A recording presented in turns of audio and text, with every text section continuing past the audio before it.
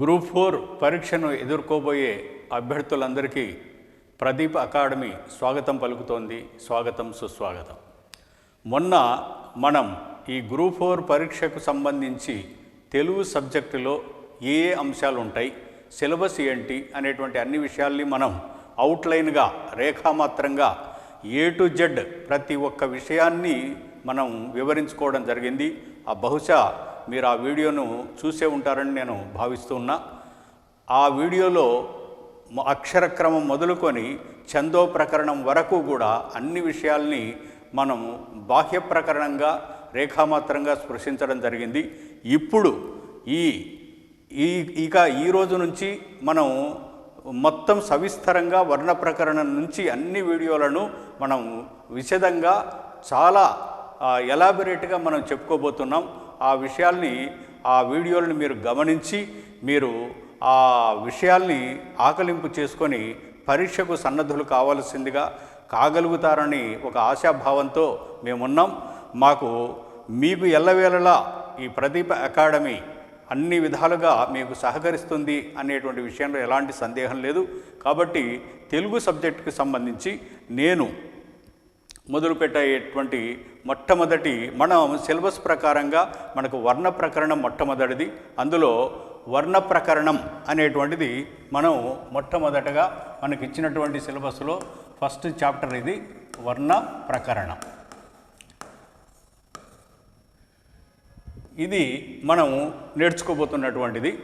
ఇందులో ఒకసారి మనం గమనిస్తే భాష వాక్యాల రూపంలోనూ, వాక్యాలు పదాల రూపంలోనూ, పదాలు అక్షరాల రూపంలోనూ ఉంటాయి అనేటువంటి విషయం మనకు తెలిసిందే.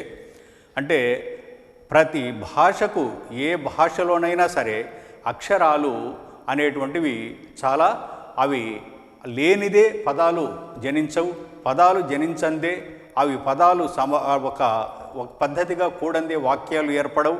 కాబట్టి ఈ వాక్యాలు మనం మాట్లాడుతున్నామని అంటే అక్షరాలు అనేటువంటివి మూలాధారమని మనకు అర్థమవుతుంది. కాబట్టి ఈ వర్ణములు అన్నా, అక్షరములు అన్నా, లిపులు అన్నా ఈ మూడు కూడా సమానమైనటువంటి పదాలే. కాబట్టి భాషకు అక్షరములు బీజముల వంటివి అనేటువంటి విషయాన్ని మనం గమనించాలి. బీజములు అంటే విత్తనాలు. ఒక మహా వటవృక్షం ఉంటుంది, కానీ అది అంత పెద్ద వటవృక్షంగా ఎదగడానికి కారణమైంది మాత్రం ఒక చిన్న విత్తే కదా. కాబట్టి ఆ చిన్న విత్తు నుండి ఎలా వటవృక్షం విస్తరిస్తుందో ఆ విధంగా అక్షరాలు మొదలుకొని అక్షరాల నుంచి ఒక సాహిత్యం, ఒక విస్తృతమైనటువంటి సాహిత్యం అనేటువంటిది మనకు బయలుదేరుతుంది, మన ముందు విస్తరిస్తుంది అనేటువంటి విషయాన్ని మనం గమనించవచ్చు. కాబట్టి భాషకు అక్షరములు బీజముల వంటివి అని చెప్పానని అన్నాం. సరే, ఇక మన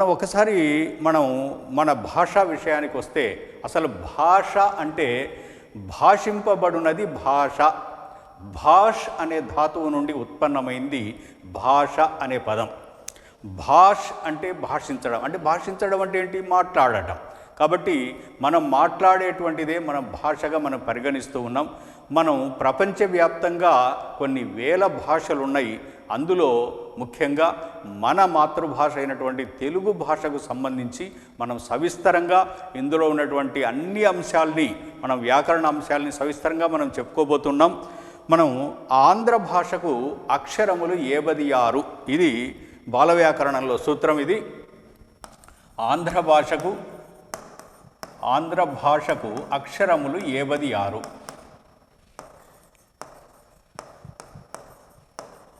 అక్షరములు 76. 76 అనేటువంటిది ఒక గ్రాంధికమైనటువంటి పదం. అది వాస్తవంగా దానికి మామూలుగా మనం చెప్పుకోవాలంటే 56 అని చెప్పుకోవాలి.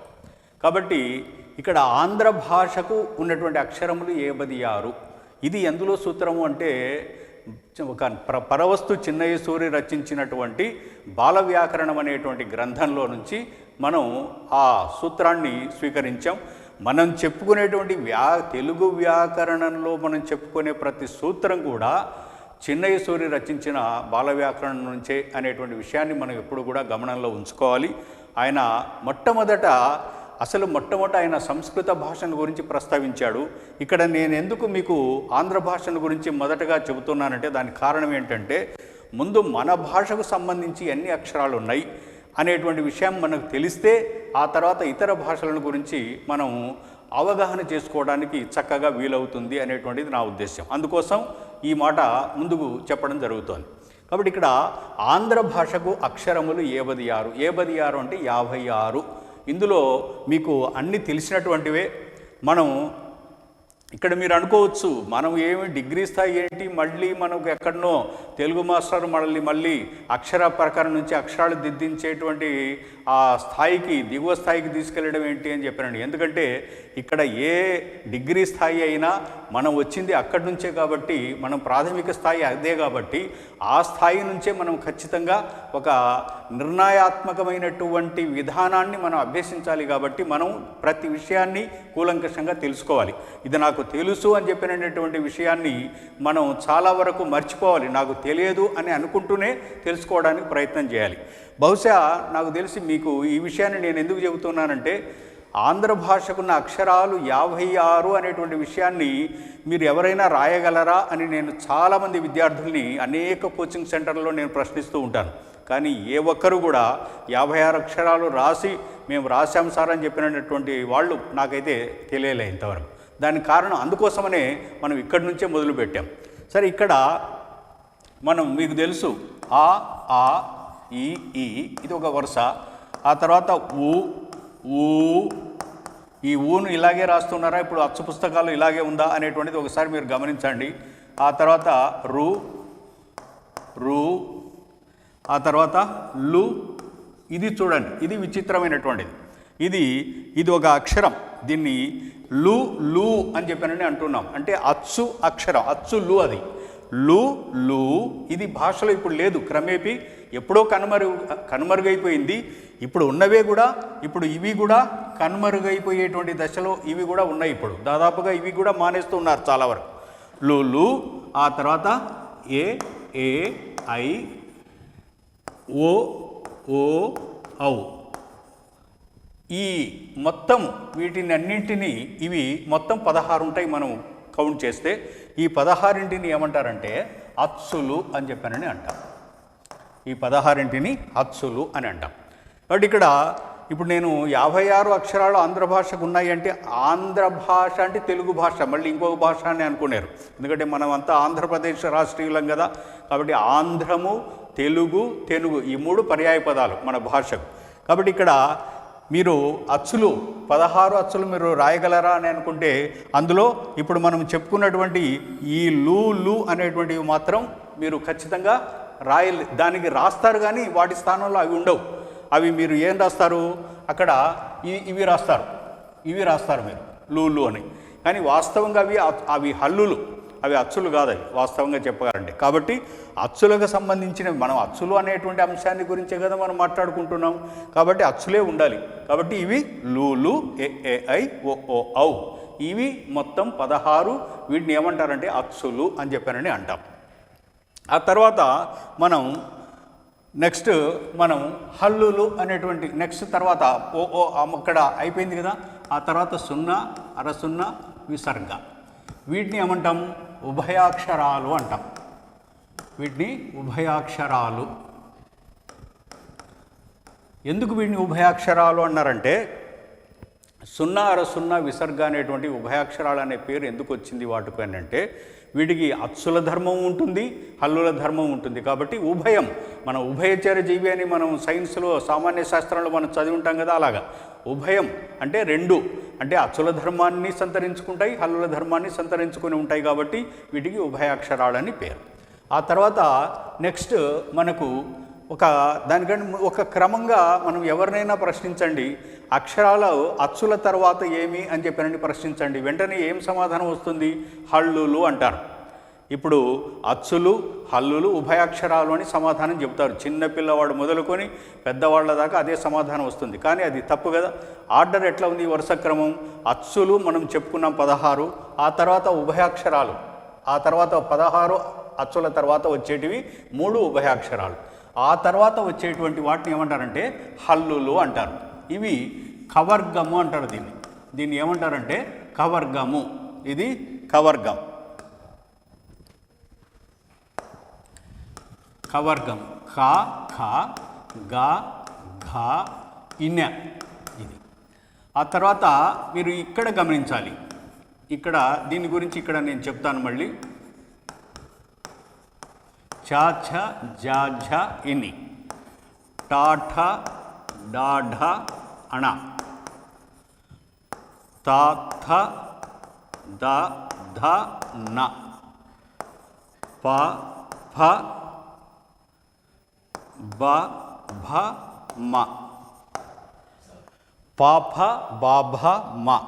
ఆ తర్వాత యా రా ర ల అళ వ శ ష స హ.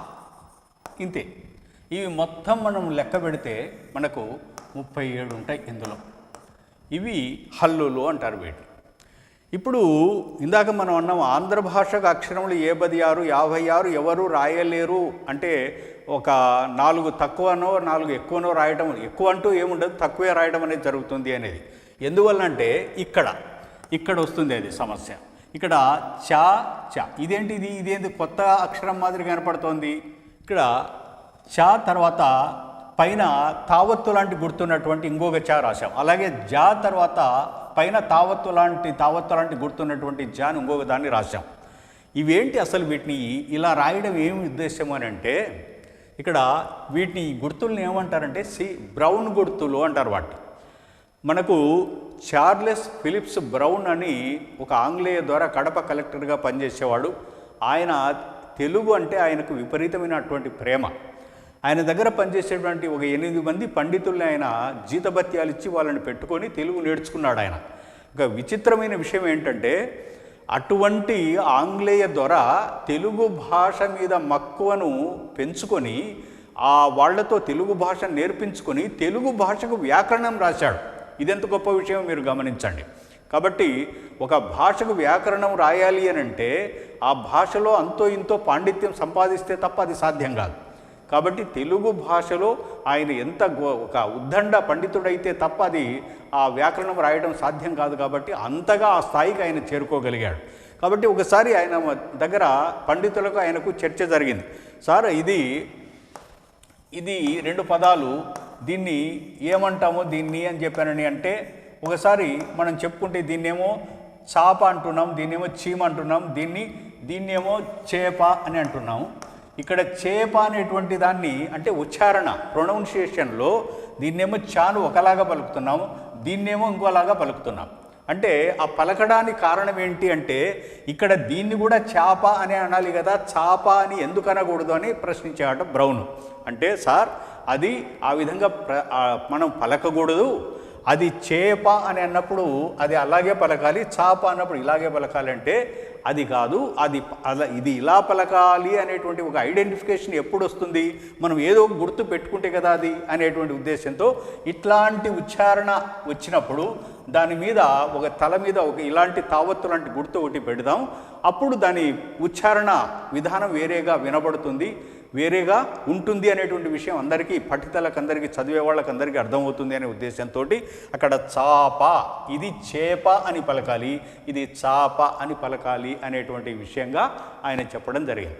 ఆ తర్వాత అందుకోసమనే ఇక్కడ దాన్ని గుర్తుగా ఉంచుకోవడం కోసమనే పరవస్తు చెన్నైశ్వరి బాల వ్యాకరణంలో ఆ ఉ ఓ ఔలంగూడిన చెజలు దంత్యంబులు, ఈ ఏలంగూడిన చెజలు తాళవ్యంబులు అని ఒక 2 సూత్రాలు ఆయన రాయడం జరిగింది ఇందుకోసం. కాబట్టి మనం ఇక్కడ దీన్ని కవర్గం అన్నాం, దీన్ని చవర్గం అన్నాం. చవర్గం రాసేటప్పుడు ఇక్కడ ఈ రెండింటిని మనం గమనించాలి. ఆ తర్వాత టవర్గం, ఆ తర్వాత తవర్గం, పవర్గం. ఇక్కడ యా రా రా, దీన్నేమో ఈ రాకు ఈ రాను ఏమంటారు అని అంటే చాలామంది పండితులకు సైతం దాన్ని బండిరా అంటారు అని చెప్పి సమాధానం చెప్తూ ఉంటారు. దీన్ని చెప్పేటప్పుడు బండిరా అని అంటూ ఉంటారు, దీన్ని అంటూ ఉంటారు. దీన్ని ఏమంటారు అంటే ఆ రెండింటికి ఉన్నటువంటి తేడాను మనం మాటల రూపంలో వ్యక్తీకరించడం అనేటువంటిది మనకు తెలియాలి. దీన్ని సాధురేఫ అంటాం, దీన్ని శకటరేఫ అంటాం. మనం బండిరా అని ఎప్పుడు అంటామంటే చిన్న పిల్లవాడు ఉన్నగా స్థాయిలో ఉన్నప్పుడు వాడు బండిరా అంటే సరిపోతుంది, కానీ మనం మన స్థాయిలో దాన్ని బండిరా అని అనకూడదు, దాన్ని శకటరేఫ అనే పలకాలి. ఆ తర్వాత లా అళ వా శ ష స హ, ఇంతే. ఇవే ఇంతవరకే మనకు ఉన్నటువంటి ఈ అక్షరాలు. అయితే మీకు ఇక్కడ ఒక సందేహం వచ్చి ఉండాలి, ఇక్కడ ఏంటి సార్, ఇక్కడ చాలా అచ్చు పుస్తకాల్లో కూడా ఇది ఉంటుంది కదా, మరి ఇప్పుడు మీరు ఇది రాయటం లేదు ఎందుకు అని చెప్పానండి. ఇక్కడితోనే అయిపోయినాయి, మనకు శాసతోనే అయిపోయింది. ఇది లేదు అక్షరం. ఇది ఎందుకు లేదు అంటే ఇది ఒక ప్రత్యేకమైనటువంటి అక్షరం కాదు. ఇక్కడ ఈ ప్రత్యేకమైనటువంటి అక్షరం ఎందుకు కాదు అంటే దాని గురించి ఇక్కడ ఖ ప్లస్ ష ఈజ్ఈక్వల్ టు క్ష, ఇది విషయం. ఇప్పుడు దీన్ని ఏమంటారంటే సంయుక్తాక్షరము అంటాం. మనకు తెలుగు భాషలో 3 రకాలైనటువంటి అక్షరాలు ఉన్నాయి. అవి ఒక వ్యక్తిగతమైనటువంటి అక్షరాలు, ప్రత్యేకమైనటువంటి అక్షరాలతో పాటుగా ద్విత్వాక్షరాలు. ఒక హల్లుకు అదే హల్లు కలిస్తే దీన్ని ద్విత్వాక్షరం అని చెప్పానని అంటారు. వీటిని ద్విత్వాక్షరాలు అంటారు. ఒక హల్లుకు వేరే హల్లు, ఇప్పుడు చాకు యావత్తు, రాకు మావత్తు, నాకు పావత్తు ఇలాంటివి ఉన్నాయనుకోండి, ఇవి సంయుక్తాక్షరాలు. ఆ తర్వాత సంధి జరిగేటప్పుడు పూర్వపదం చివర ఉన్న హల్లు రెండవ పదం మొదట ఉన్న హల్లుతో కలిస్తే దాన్ని ఏమంటారంటే సంశ్లేషాక్షరాలు అంటాం. అప్పుడు మనం సంధి ప్రకరణలోకి వచ్చినప్పుడు అక్కడ సరళాదేశ సంధి అనే ఒక సంధిని గురించి మనం చెప్పుకున్నప్పుడు అక్కడ ఈ సంశ్లేషాక్షరము అనేటువంటిది ఎలా ఉంటుంది, అది ఎట్లా ఏర్పడుతుంది అనే విషయాన్ని ఇంకా అక్కడ మనం సవిస్తరంగా ఇక్కడ చెప్పుకుందాం. ఇప్పుడు అవసరం లేదు కాబట్టి ఇక్కడ ఒక బ్రీఫ్గా సంక్షిప్తంగా తెలుసుకుంటే చాలు. ఇప్పుడు మీకు ఎందుకోసం చెప్తున్నా అంటే ఈ క్ష అనేది ఎలా ఏర్పడ్డది అనేటువంటి విషయాన్ని గురించి చెప్పడం కోసం ఖ ప్లస్ ష ఈజ్ఈక్వల్ క్ష అంటే క్ష అనేది 2 అక్షరాల కలయిక, 2 హల్లుల కలయిక. క ప్లస్ ష ఈ 2 కలిపితే క్ష ఏర్పడతాయి. అయితే మనం ఇందాక చెప్పుకున్న కవర్గము, చవర్గం, టవర్గం, తవర్గం, పవర్గంలో ఉన్నటువంటి యారారా, లాలావా, శాసహ అన్నీ కూడా అన్ని ప్రత్యేక అక్షరాలు. కానీ ఇది మాత్రం ప్రత్యేకమైన అక్షరం కాదు, అది ఒక సంయుక్తాక్షరం. కాబట్టి అది మనం హల్లుల జాబితాలోకి చేర్చలేదు. అది చేరిస్తే మళ్ళీ ఆంధ్ర భాషకు అక్షరాలు 57 అని చెప్పాలి, కాదు కదా. మనం ఎలాగ పడితే అలా చెప్పడానికి వీలు కాదు కదా, సూత్రబద్ధంగా ఉంటాయి ఏదైనా కూడా. కాబట్టి చిన్నయేశ్వరి బాలవ్యాకరణ సూత్రం ప్రకారంగా మన తెలుగు భాషకు ఉన్నటువంటి అక్షరాలు 56 అనేటువంటి విషయం మనం అర్థం చేసుకోవాలి. 56 ఇప్పుడు అర్థమైంది కదా మనకు. ఇప్పుడు మనం చెప్పాలంటే అచ్చులు వచ్చేసేమో ఇక్కడ మనకు 16 వచ్చాయి. ఆ తర్వాత ఉభయాక్షరాలు వచ్చేసి ఎన్ని వచ్చినాయి మనకు, ఇక్కడ ఉభయాక్షరాలు 3, 0, 0 అంతే కదా. ఆ తర్వాత హల్లులు, ఈ హల్లులు ఎన్ని వచ్చేసినాయి, ఇప్పుడు 37 వచ్చాయి.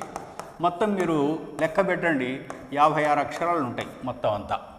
ఇక్కడ 16, 3, 19, 19 ప్లస్ 37, 56. ఇవి తెలుగు భాషకు ఉన్నటువంటి అక్షరాలు. కాబట్టి ఇక్కడ మనం దాన్ని గమనిస్తే ఆంధ్ర భాషకు ఉన్నటువంటి అక్షరములు 76 అనేటువంటి విషయాన్ని మనం ఎప్పుడు కూడా గమనంలో ఉంచుకోవాలి.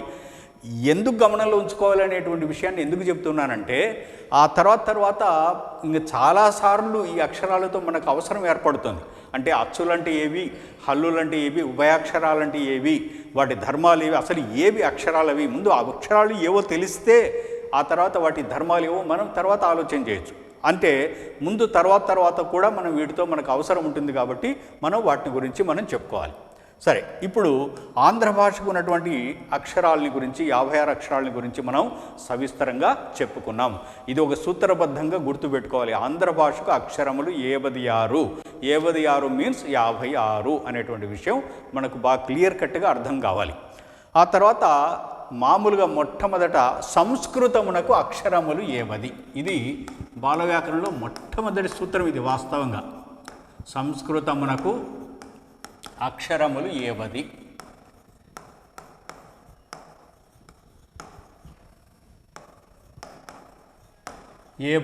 ఏబది అంటే 50 అని అర్థం.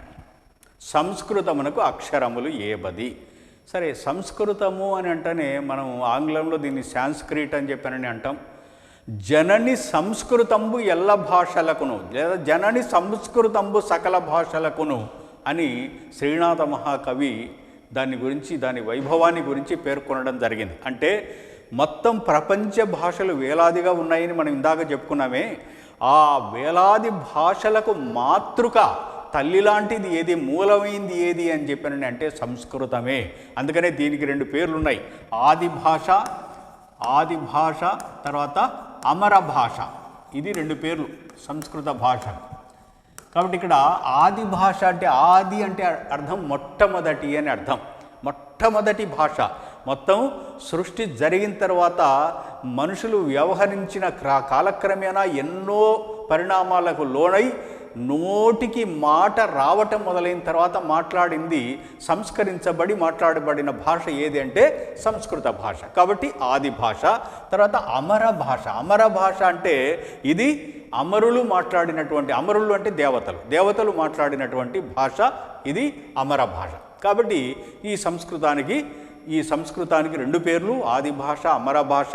ఆ తర్వాత ఈ భాషను గురించి సంస్కృత భాషలో మనకు సంస్కృత భాషలో తెలుగు భాషలో ప్రముఖులైనటువంటి కవీంద్రులు ఎలా ఉన్నారో సంస్కృతంలో కూడా ప్రముఖులు. మొట్టమొదట ఆది కవి అని అంటానే వెంటనే మనకు మొట్టమొదట గుర్తుకొచ్చేటువంటి కవి వాల్మీకి, ఆ తర్వాత మన కాళిదాసు, ఇలాంటి కవులందరూ కూడా మనకు గుర్తుకొస్తారు. సంస్కృత భాష అంత విశ్వవ్యాప్తమైనటువంటి భాష. ఈనాటికి కూడా ఎన్నో ప్రపంచ దేశాల్లో, చాలా దేశాల్లో ప్రత్యేకంగా సంస్కృత భాష మీదనే కొన్ని యూనివర్సిటీలు, విశ్వవిద్యాలయాలు స్థాపించడం జరిగింది. కానీ సంస్కృత భాషకు జన్మస్థానమైనటువంటి మన దేశంలో మాత్రం దాన్ని మనం కాలక్రమేణా మర్చిపోతున్నాము. ఇది చాలా శోచనీయమైనటువంటి విషయంగా మనం అంగీకరించవలసి ఉంటుంది. సరే, ఇక్కడ సంస్కృతమునకు అక్షరములు 80. అవును, 80, అక్కడ 50 అన్నాం. మరి తెలుగు భాషకేమో అక్షరాలు 56, మరి సంస్కృతానికి చూస్తేనేమో 50 అన్నాడు. మరి మిగిలిన ఆ లేని ఆ 6 అక్షరాలు ఏవి అనేటువంటి విషయాన్ని మనం గమనిస్తే అక్కడ ఏ, ఓ, అరసున్న, స, జ, ర ఇవి మనకు తెలుగు భాషలో ఉండి సంస్కృత భాషలో లేనటువంటి అక్షరాలు. ఇప్పుడు మీరు లెక్క పెట్టండి, ఇవి 3 + 3 6. ఇప్పుడు ఈ 6 అది 50 కలిపితే 56 ఏవి ఆంధ్ర భాష.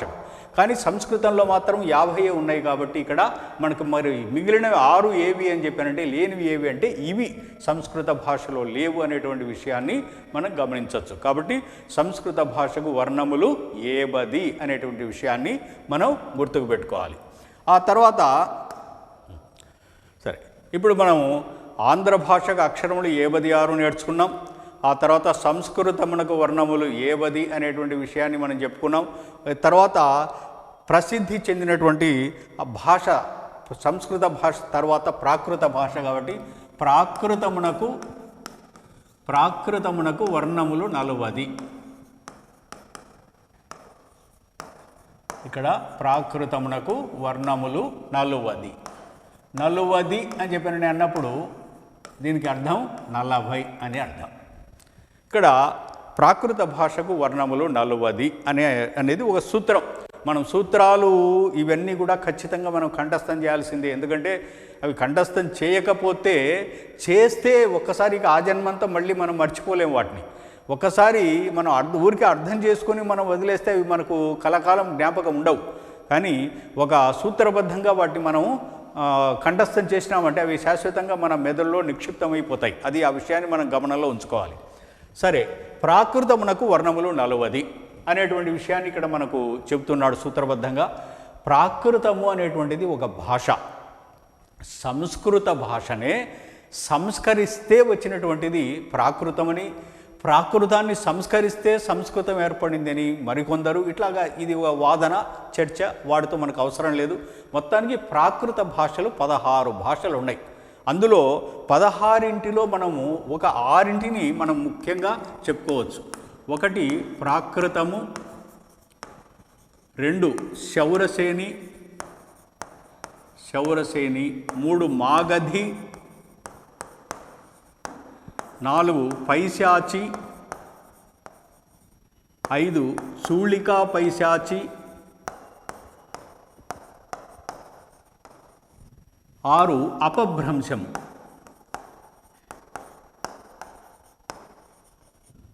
ఇక్కడ మనకు ప్రాకృతము 16 భాషల సమ్మేళనం అని చెప్పుకున్నాం. అందులో ముఖ్యంగా చెప్పుకోవాల్సి వస్తే 6 అనుకున్నాం.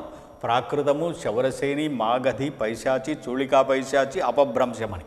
అసలు ప్రాకృతం అనేటువంటి భాషను గురించి మనం మొట్టమొదట కొంచెం పరిచయ వాక్యాలుగా చెప్పాల్సి వస్తే, ప్రాకృతాన్ని ఎవరు మాట్లాడారు, ముఖ్యంగా అది అధికార భాషగా ఎంచుకున్నటువంటి వాళ్ళు ఎవరు అని మనం హిస్టరీ చదివిన వాళ్ళకైతే తెలుసు. మౌర్యులు అని మన దేశాన్ని పరిపాలించారు.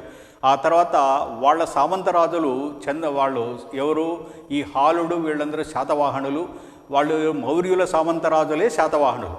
ఆ మౌర్యులకు శాతవాహనులకు ఇద్దరికీ కూడా అధికార భాష ఏది అంటే ప్రాకృతమే. కాబట్టి వాళ్ళు ప్రాకృతాన్ని అంతగా వాళ్ళు ఆదరించారు. ఎంతగా ఆదరించారంటే, అది ఎందుకు ఆదరించాల్సి వచ్చింది అని అంటే, అది ప్రజల భాష కాబట్టి. ప్రజలందరికీ సంస్కృతం అర్థం కాదు, ప్రాకృతం అర్థమవుతుంది. కాబట్టి ప్రజలు ఏ భాషనైతే అతి సులువుగా అవగాహన చేసుకోగలుగుతారో ఆ భాషనే ఆనాటి ప్రభువులు అధికార భాషగా వాళ్ళు స్వీకరించడం జరిగింది. అంటే ప్రజల పట్ల వాళ్ళకున్నటువంటి మమకారం ఎంత గొప్పది అనేది మనకు ఆ చర్య బట్టి మనకు అర్థమవుతోంది. సరే, ఆ శాతవాహనులలో హాలుడు అనేటువంటి వాడు ఒక చక్రవర్తి. ఆ చక్రవర్తి మొట్టమొదట ఆంధ్రదేశాన్ని పాలించినటువంటి రాజులు శాతవాహనులు. వాళ్ళలో హాలుడు అనేటువంటి ఆయన ఒక చక్రవర్తి. హాలుడు, ఈయన పేరు వాస్తవంగా ఇది మరుపురానటువంటి పేరు. ఈ హాలుడు అనేటువంటి ఆయన, ఈ చక్రవర్తి ఏం చేశాడంటే, ప్రాకృత భాషలో గాథా సప్తశతి అనే పేరుతో ఒక గ్రంథాన్ని సంకలనం చేశాడు. ఇక్కడ రచించాడు, సంకలనం చేశాడు, రెండు ఒకటేనా వేరువేరా అని చెప్పానని చాలామందికి సందేహం వస్తూ ఉంటుంది. సంకలనం చేశాడు, రచించాడు అనేటువంటిది వేరువేరు పదాలు. రచించడం అంటే సొంతంగా రాయటం, సంకలనం చేయడం అంటే ఎవరో వేరు కవులు రాసినటువంటి దాన్ని అంతా కూడా ఒక గ్రంథ రూపంలో వాటిని అంతా కూడా కూర్చితే దాన్ని సంకలనం చేయడము అని చెప్పానని అంటారు. ఇక్కడ హాలుడు అనేటువంటి చక్రవర్తి ఈ గాథా సప్తశతిని సంకలనం చేశాడు. సప్తశతి అంటే 700, శతి అంటే 100, సప్త అంటే 7, 7 × 100 700.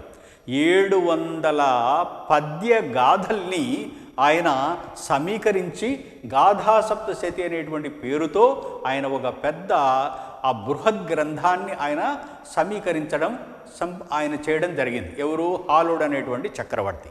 అంత గొప్ప సేవ ఆనాడు రాజులు, చక్రవర్తులు భాషకు చేశారు అని చెప్పానని మనం విన్నప్పుడు నిజంగా ప్రాకృత భాష ఎంత పుణ్యం చేసుకున్నదో అని చెప్పాననే భావన మన మనసులో కలుగుతుంది. సరే, ఇక్కడ శౌరసేని, మాగధి అంటున్నాం.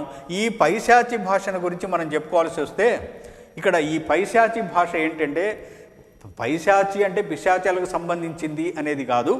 ఆ పైశాచి అనేది ఒక పేరు. ఈ పైశాచి భాషలో ఇటీవలని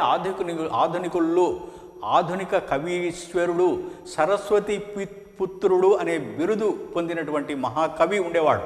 ఆ మాట అంటేనే మనకి ఎవరు గుర్తుకొస్తారు?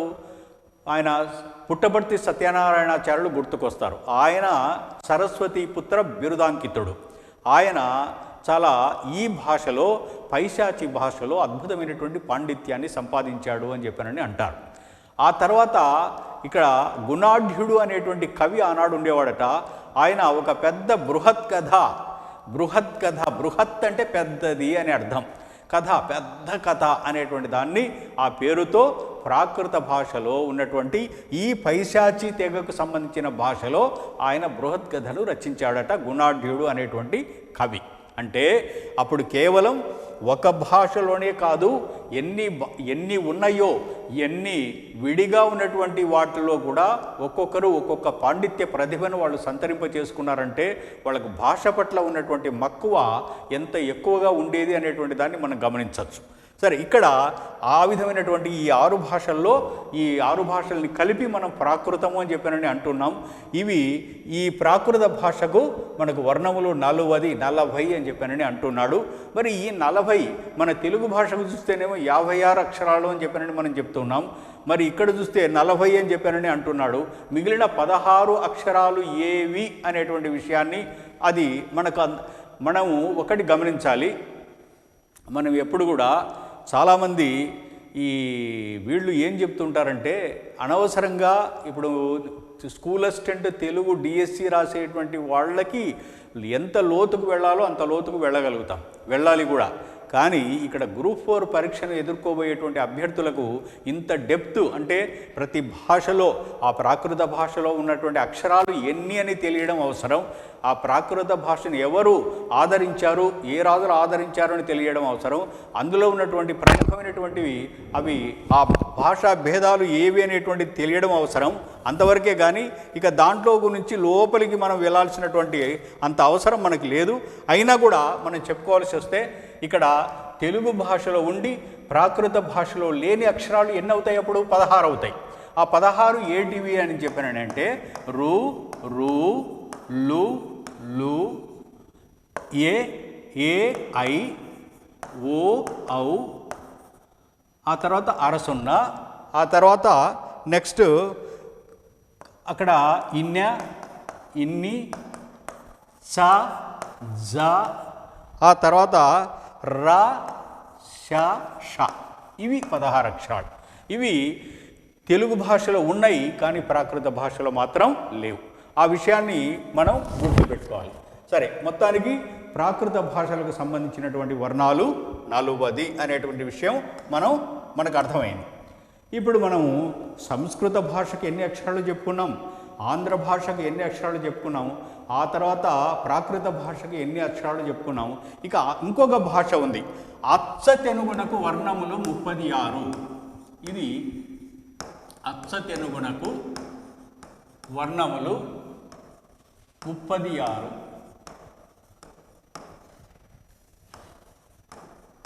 ఇది బాలవ్యాకరణంలో ఈ చెప్పబడినటువంటి సూత్రం. ఇది కూడా అచ్చ తెలుగునకు వర్ణములు 36. ఇందులో అచ్చ తెలుగు భాష అని అంటే సంస్కృత పదాలు కలవని భాషకు అచ్చ తెలుగు భాష అని పేరు. మనం చెప్పుకుంటూ, మనం మాట్లాడుతూ, మనం అనుకుంటూ ఉన్నటువంటి ఆంధ్ర భాషని, మనం తెలుగు భాష అని మనం చెప్పుకుంటున్నామే, ఇందులో దాదాపుగా 60-70% సంస్కృత పదాలే ఉంటాయి. మనం దాన్ని తెలుగుగా మనం భ్రమించి మనం తెలుగు భాషని మనం చెప్పుకుంటున్నాం, కానీ అవి కాదు. సంస్కృత పదాలు ఏమాత్రము లేకుండా ఉన్నటువంటి భాష ఏది అంటే అచ్చ తెలుగు భాష. ఈ అచ్చ తెలుగు భాషలో కూడా ఎందరో కవీశ్వరులు ఎందరో కావ్యాల్ని రాయడం జరిగింది. కాబట్టి ఇక్కడ అచ్చ తెలుగు భాషకు ఉన్నటువంటి అక్షరాలు 36 అనేటువంటి విషయాన్ని మనం గుర్తుకు పెట్టుకోవాలి. అవి మరి అందులో ఉండి మనకు అప్పుడు 20 అక్షరాలు మనకు తెలుగు భాషలో ఉండి ఆంధ్ర భాష ఈ ప్రాకృత అచ్చ తెలుగు భాషలో ఉండవు. అవి ఏవి అని చెప్పానని అంటే రు, రు, లు, లు, ఆ తర్వాత విసర్గ, ఆ తర్వాత ఖ, ఘ, ఇన, ఛ, ఝ, ఇని, ఠ, ఢ, థ, ధ, ఫ, భ, ఆ తర్వాత ఫ, భ, తర్వాత ర, శ, ష, స. ఇవి మొత్తం మనకు ఈ 20 అక్షరాలు మనకు తెలుగులో ఉంటాయి, మనకు అచ్చ తెలుగు భాషలో ఉండవు. ఈ విషయాన్ని మనం గుర్తుపెట్టుకోవాలి. సరే, ఇప్పుడు మనం అచ్చ తెలుగు భాషలో కూడా ఎంతోమంది కవులు ఎన్నో అచ్చ తెలుగు కావ్యాల్ని లిఖించారు అనేటువంటి విషయాన్ని మనం ఇందాకనే చెప్పుకున్నాం. కాబట్టి భాష అనేటువంటిది మనకు పరిపరి విధాలుగా వర్తిస్తూ ఉంటుంది. సంస్కృత భాష అన్నాం, ప్రాకృత భాష అన్నాం, ఆంధ్ర భాష అన్నాం, అచ్చ తెలుగు భాష అన్నాం. ఇది భాషకు సంబంధించినటువంటి ఏ భాషకు ఎన్ని అక్షరాలు ఉంటాయి అనేటువంటి విషయాన్ని గురించి మనం ఇంతవరకు చెప్పుకోవడం జరిగింది. ఆ తర్వాత మనం ఈ మొత్తం ఆంధ్ర భాషాక్షరాలను ఆంధ్ర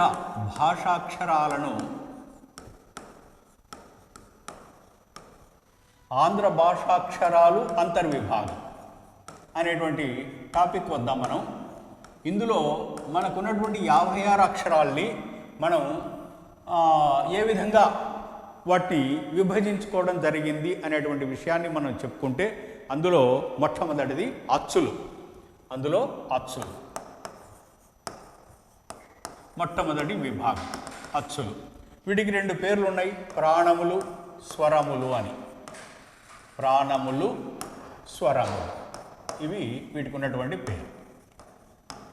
ప్రాణములు అని ఎందుకన్నారు అంటే ప్రాణం కలిగినవి కాబట్టి ప్రాణములు. ప్రాణం ఎప్పుడు ఉంటుంది? అవి ప్రతి అక్షరానికి ఒక వ్యక్తిగతమైనటువంటి భద్రత ఉంది కాబట్టి దానికి ప్రాణం ఉంది అని లెక్క.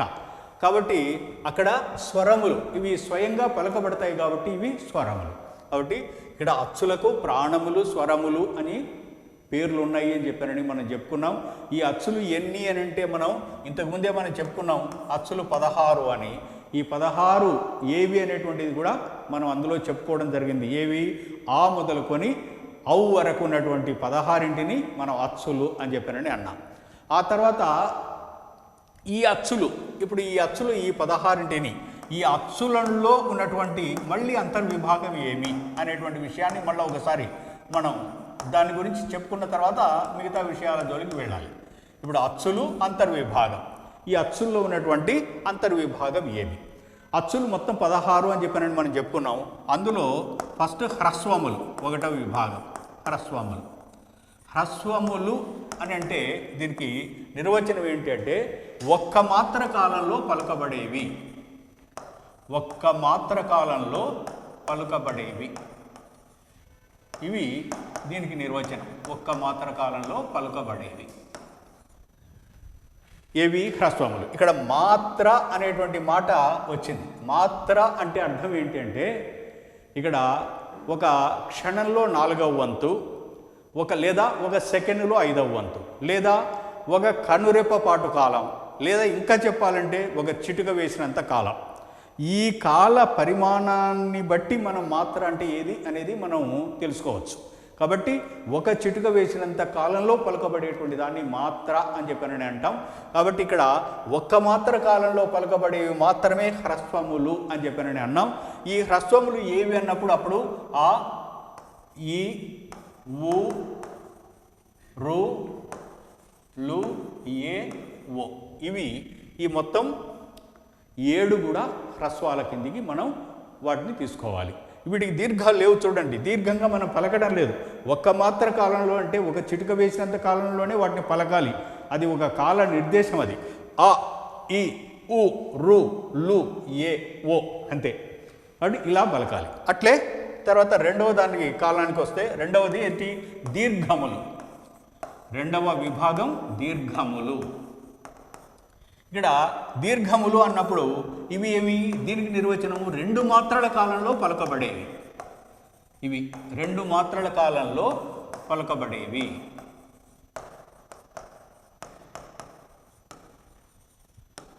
రెండు మాత్రల కాలంలో పలికితేనేమో వాటిని దీర్ఘములు అని చెప్పాను నేను అన్నారు.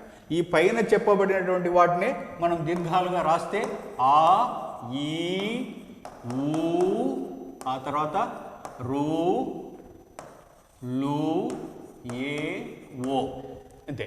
ఇవే ఈ 7 అక్కడ ఒక మాత్ర కాలంలో పలికితేనేమో హ్రస్వాలు అంటున్నాం, 2 మాత్రల కాలంలో పలికితేనేమో దీర్ఘాలు అని చెప్పానని అంటున్నాం. కాబట్టి ఇక్కడ మనం ఇప్పుడు అచ్చులు అంతర్విభాగాన్ని అచ్చులను మొత్తం 5 విభాగాలుగా విభజించడం జరిగింది.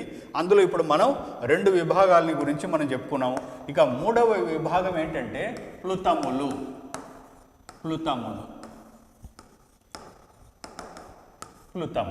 ప్లుతములు అంటే దీనికి డెఫినేషన్ ఏంటంటే 3 మాత్రల కాలంలో పలుకబడేవి. 3 మాత్రల కాలంలో పలుకబడేవి.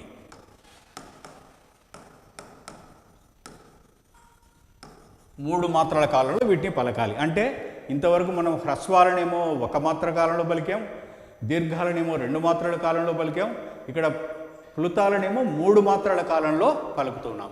ఇవి ఏవి అంటే ఐ, ఔ. ఇవి 2 మాత్రమే. ఐ, ఔ. ఐ, ఔ అనేటువంటి ఈ రెండింటిని మనం 3 మాత్రల కాలంలో మనం ఉచ్చరించాలి. కాబట్టి మనం అక్షరాల్ని అందుకే చూడండి ఎంత సిస్టమేటిక్గా ఎంత పర్ఫెక్ట్గా మనం వాటి ఎంత కాలంలో ఉచ్చరించాలి అనేటువంటి విషయాన్ని మనం ఖచ్చితంగా వ్యాకరణ రీత్యా మనం తెలుసుకుంటే తప్ప అది మనం పాఠశాలలో ఆ గురువులు ఆ ప్రాథమిక పాఠశాలల్లో ఆ చిన్నారి పిల్లలకి ఆ బోధించడం అనేది వీలు కాదు.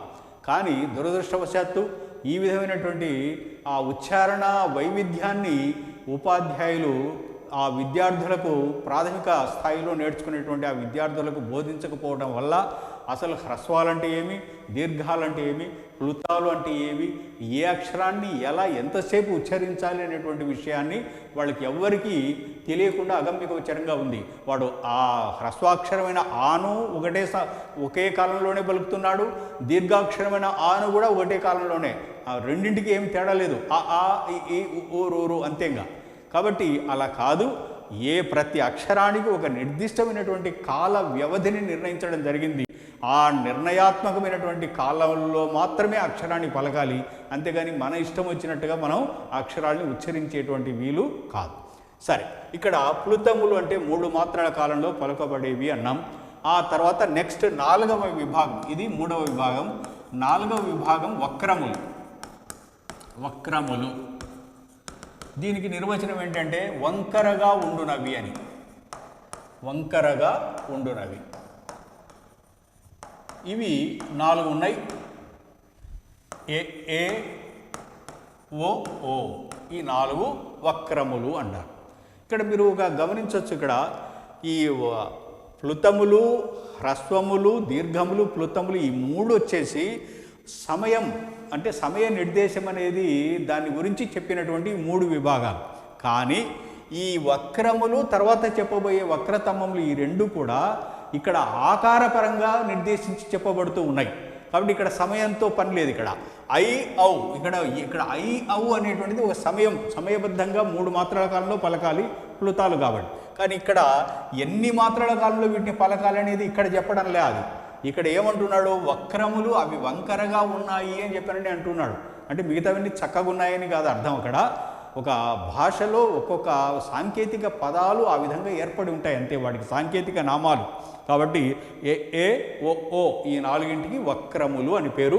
వీటికి సమయ నిర్దేశం లేదు, ఇవి కేవలం ఆకారపరంగా వాటిని నిర్దేశించి చెప్పడం జరుగుతోంది. ఆ తర్వాత 5వ విభాగం వక్రతమములు. తమము అంటే అర్థం మిక్కిలి అని ఒక అర్థం ఉంది, నానార్థాల్లో చీకటి అని కూడా ఒక అర్థం. కానీ ఇక్కడ మనకు అవసరమైంది మిక్కిలి అంటే ఎక్కువ అని అర్థం. ఇప్పుడు వక్రములు అనేటువంటి దానికంటే ఇంకా వంకరగా ఉన్నవి వక్రతమములు అంటే ఇంకా ఎక్కువగా వంకరగా ఉన్నవి. ఇక్కడ మిక్కిలి వంకరగా ఉన్నవి, ఇది దీనికి సంబంధించిన నిర్వచనం. మిక్కిలి వంకరగా ఉన్నవి,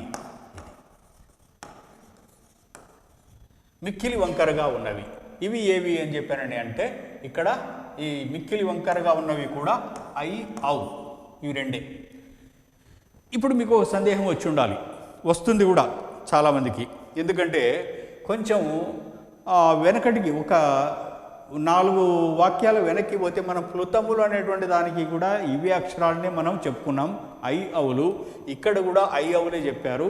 మరి పరీక్షలో ఐ ఔలు ఏవి అని వస్తే ఏం సమాధానం చెప్పాలి అనేటువంటిది చాలామందిని మనసులో తొలుస్తూ ఉన్నటువంటి ప్రశ్న. అయితే మీకు ఇందాకనే నేను చెప్పాను, ఇవి వక్రములు వక్రతమములు అనేటువంటివి ఆకారానికి సంబంధించినటువంటి పద్ధతిలో అడిగినవి. ఇవి హ్రస్వములు, దీర్ఘములు, ప్లుతములు అనేటువంటివి ఒక నిర్దేశ సమయంలో ఉచ్చరించాల్సినటువంటి పద్ధతిగా వాటిని 3ంటిని చెప్పడం జరిగింది అని.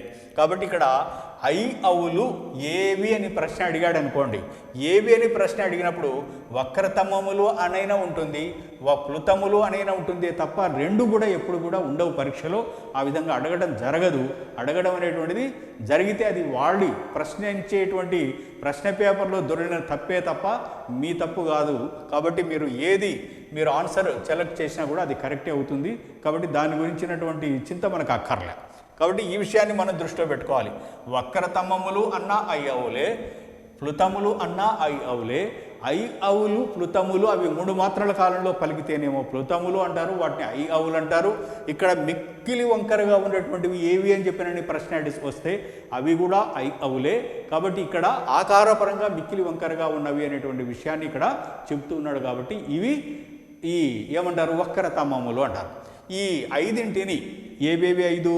హ్రస్వములు, దీర్ఘములు, ప్లుతములు, వక్రములు, వక్రతమములు ఈ 5ంటిని మనం అచ్చులు, వాటి అంతర్విభాగము అనేటువంటి విభాగంలో మనం వాటిని చెప్పుకోవచ్చు.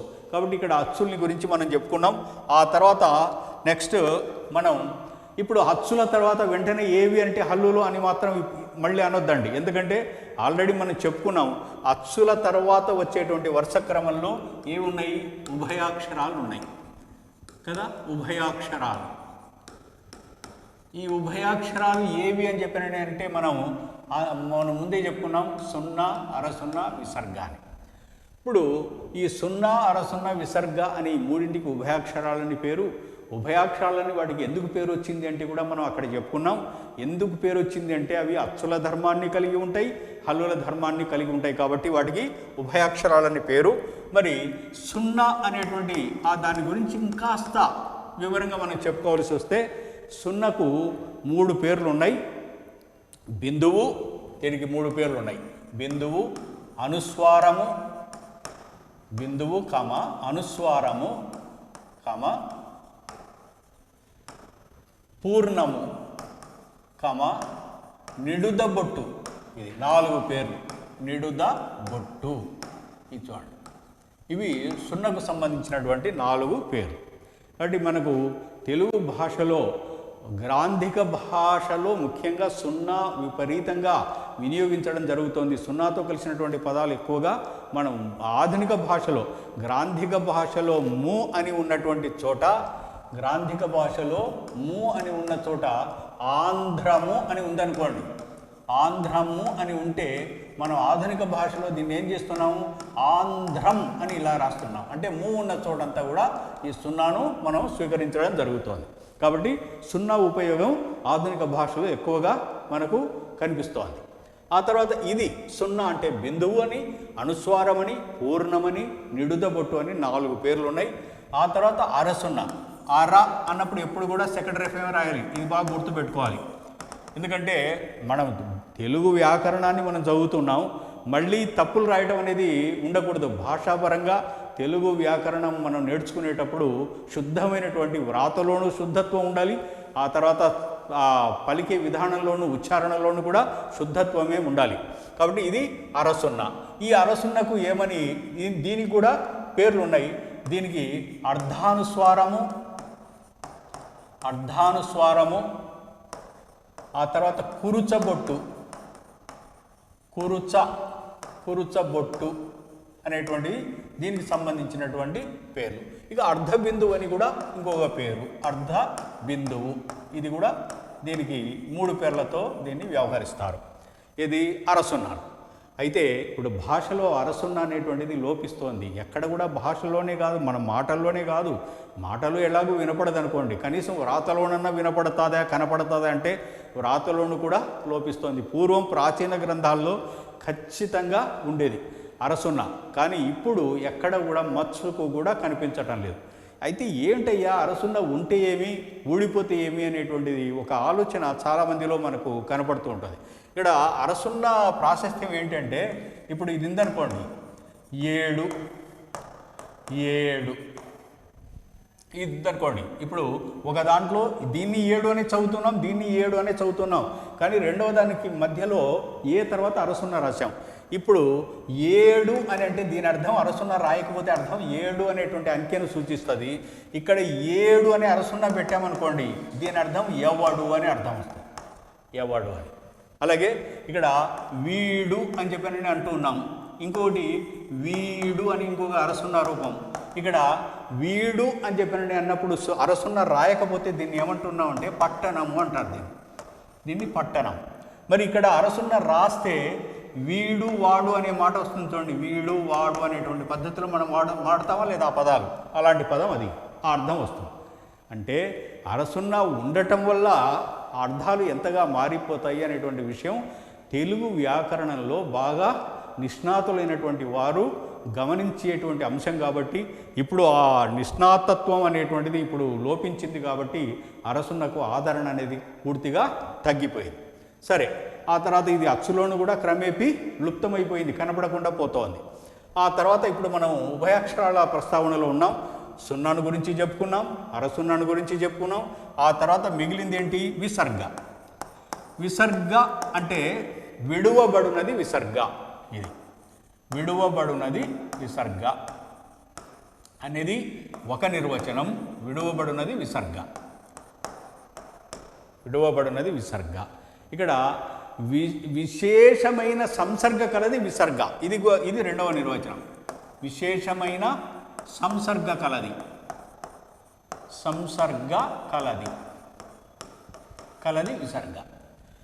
సంసర్గ అంటే కూడిక అని అర్థం. కాబట్టి ఇక్కడ విడువబడినది విసర్గ అని అంటే దానికి అర్థం ఏంటి? ఆ నిర్వచనానికి అర్థం ఏంటంటే మనం ఆ విసర్గ పదాన్ని, అక్షరాన్ని మనం ఉచ్చరించేటప్పుడు ఒక్కసారిగా మనం లోపల ఉన్నటువంటి ఆ గాలిని మనం గట్టిగా వదులుతాం బయటికి, అంటే నిశ్వాసించడం. ఉచ్ఛ్వాస నిశ్వాసాలు అంటాం కదా. కాబట్టి ఉచ్ఛ్వాసం అంటే లోపలికి గాలి పీల్చడం, నిశ్వాసం అంటే వదలడం. ఆ నిశ్వాసం అనే ప్రక్రియ ఈ విసర్గ అక్షరాన్ని పలికేటప్పుడు అది బలంగా బయటికి వెలువడుతుంది. కాబట్టి అది విడువబడినది. ఏది? గాలిని మనం బలంగా విడుస్తున్నాం కాబట్టి అది విడువబడినది విసర్గ. తర్వాత విశేషమైన సంసర్గ కలది విసర్గ అని చెప్పానని అంటున్నాం. ఇక్కడ సంసర్గ అంటే అర్థం కూడిక అని అర్థం. ఇది ముఖ్యంగా ఈ విసర్గ అనేటువంటిది ఆ అక్షరంతో, విసర్గతో కూడిన అక్షరం దానికి ముందున్నటువంటి అక్షరంతో కలిసి పలుకబడుతుంది. ఉదాహరణకి దుఃఖము అని అన్నాం అనుకోండి, దుఃఖము. ఇక్కడ ఈ విసర్గను దానికి ముందున్నటువంటి అక్షరం దు, దీంతో కలిపి మనం చదువుతూ ఉన్నాం దుఃఖము అని. అలాగే అంతఃపురం, చూడండి అంతఃపురం. ఇక్కడ ఈ విసర్గను దానికి ముందు ఉన్నటువంటి తాతో కలిపి చదువుతున్నాం అంతఃపురం అని. ఇక్కడ మీరు ఒక విషయాన్ని గమనించవచ్చు. ఈ విసర్గతో కూడిన పదాలన్నీ సంస్కృత పదాలే, తెలుగు పదాలలో విసర్గ ఉండదు. మీరు గమనించారా? మనకు ఆంధ్ర భాషకున్న అక్షరములు 76 అని చెప్పానని అక్కడ మనకు చెప్పినప్పుడు అక్కడ 0, 60 విసర్గను మనం చెప్పుకున్నాం. కానీ విసర్గతో కూడినటువంటి తెలుగు భాషలో ఉన్నటువంటి పదాలు మనకి ఎక్కడ కనపడవు. అది కేవలం సంస్కృత భాషకు మాత్రమే పరిమితమైనటువంటి పదాలు మనకు భాషలో కనపడుతూ ఉన్నాయి. కాబట్టి ఇవి మనం ఈ విధంగా మనం 0, 60 విసర్గ, ఈ మూడింటిని గురించి వీటిని ఏమన్నాం మనము? ఉభయాక్షరాలు అని చెప్పారని అన్నాం. కాబట్టి రెండు అచ్చుల హల్లుల ధర్మాలు రెండింటి కలిగి ఉన్నాయి కాబట్టి వీటికి ఉభయాక్షరాలు అని చెప్పారని పేరు. ఇది కాబట్టి ఈ భాషకు సంబంధించి మనం ఇప్పుడు అచ్చుల్ని గురించి చెప్పుకున్నాం, హల్లుల్ని గురించి చెప్పుకున్నాం, ఉభయాక్షరాలని గురించి చెప్పుకున్నాం. ఏ భాషకు ఎన్ని అక్షరాలో మనం చెప్పుకున్నాం.